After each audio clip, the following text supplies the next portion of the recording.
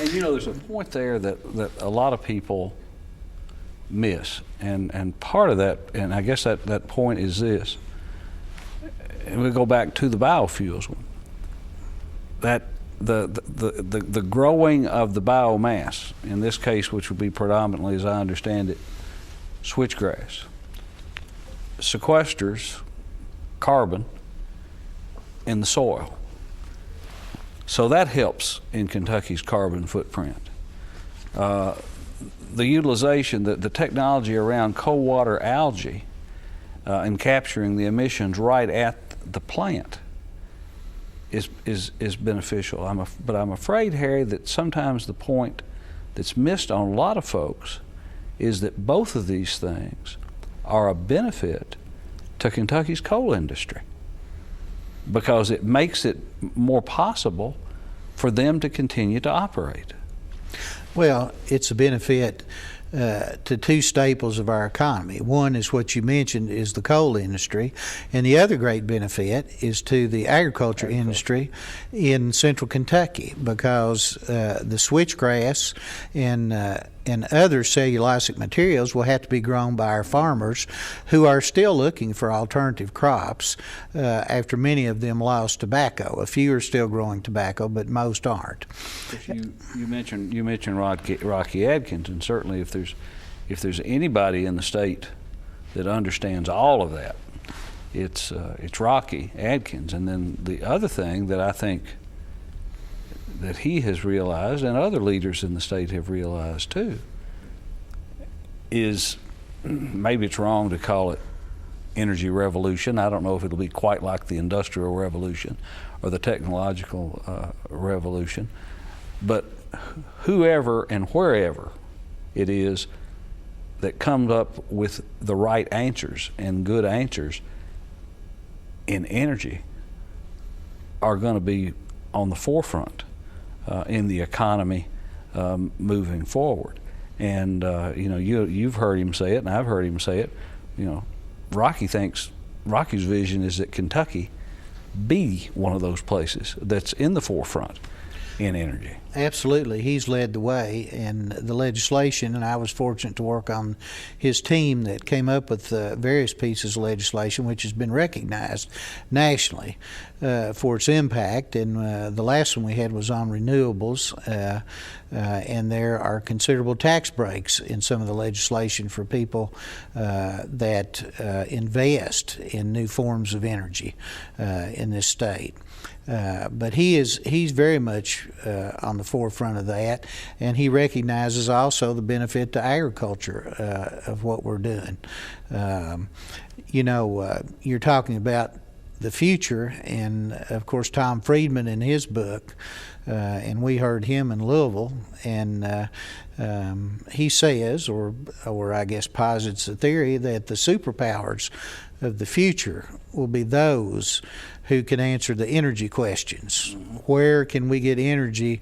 Where is the energy of the future, and how can we produce that ourselves? What countries can produce that themselves without depending on these oil countries, oil-rich countries that in many cases for us are not our friends. That's right. And how do you protect your national security by coming up with your own forms of energy? But he clearly says he thinks that the superpowers of the future will be those that unlock this energy question and figure out how to produce their own abundant and consistent supply of energy.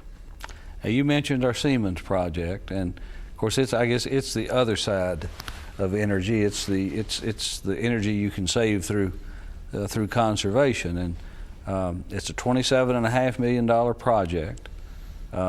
That our partner on that was Siemens Corporation, and they have guaranteed us that all this combination of things that they have done on our campus, lights, air handlers, tightening building envelopes, all this variety of what some folks would say, well, that's nickel and dime, but it's not nickel and dimes. They've guaranteed us a reduction in our energy bills of $8,000 a day. Those savings will pay for that $27.5 million investment in about 10 and a half or 11 years. So we're going to make some. We've made somebody who'll be sitting in our seats 10, 11 years from now here very happy. But from the green standpoint, it's reducing our production of greenhouse gases, carbon dioxide, by 52,700,000 pounds a year. That's not insignificant either. Not at all. And I think it's just about being good environmental stewards and planning for the future, particularly of the university, when we realize that savings from a financial standpoint. But it was simply the right thing to do. Now a couple of other institutions have done that, but their projects are not on the same scale as ours. We have the largest energy saving project in the state. Yeah, and I think I don't think it's the largest one that Siemens has ever done, but I think it's the largest one they've done on a campus. Yeah. Well, I'm very proud that we're doing that, and I think it was the without a question the right thing to do, and the right thing to do as a responsible citizen of the Commonwealth. Anything you want to throw out there, Harry, that we haven't covered? Well, I could talk a little bit. I don't want to bore anybody with war stories, but I've been very fortunate. We talked about growing up in Madison County, but when I started my career here, I was sort of a non-traditional student.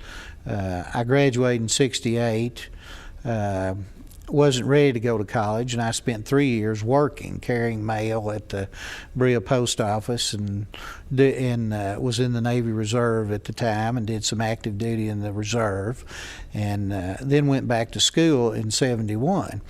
But I lived in my parents' house on Summit Street, walked to school every day, and I think tuition in those days was about $200 and something a semester.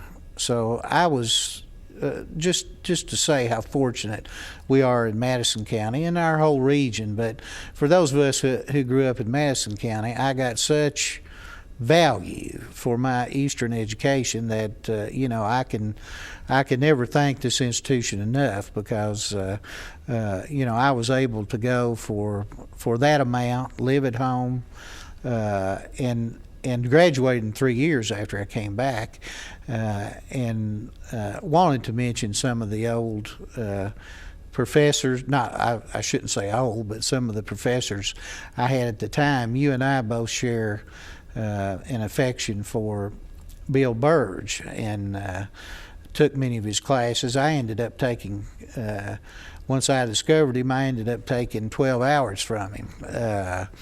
And took him any time that I could.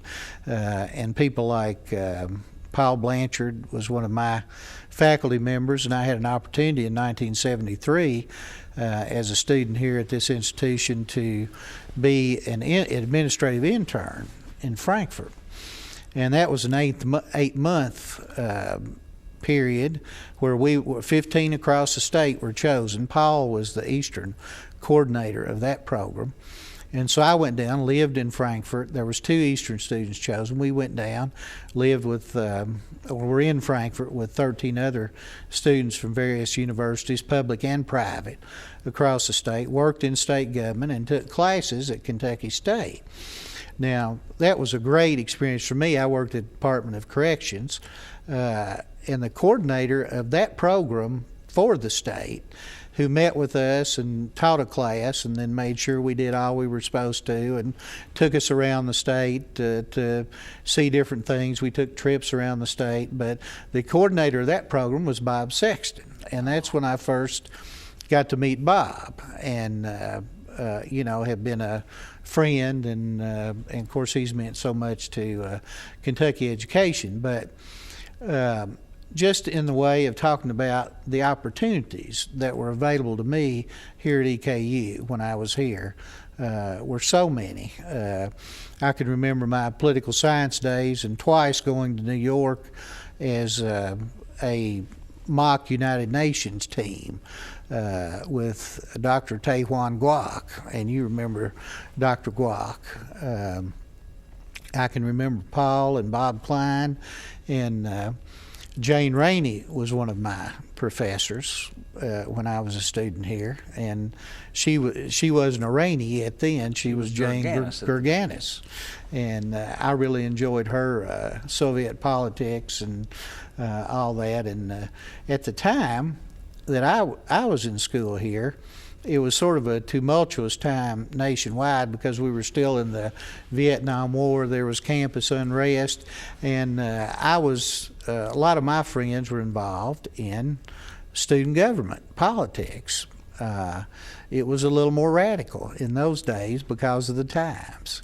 And so, as I remember back, I remember a lot of the excitement on campus about student government politics and all that sort of thing. I never held any office, but I ran with that crowd and, socialized with them. And it was a very interesting time.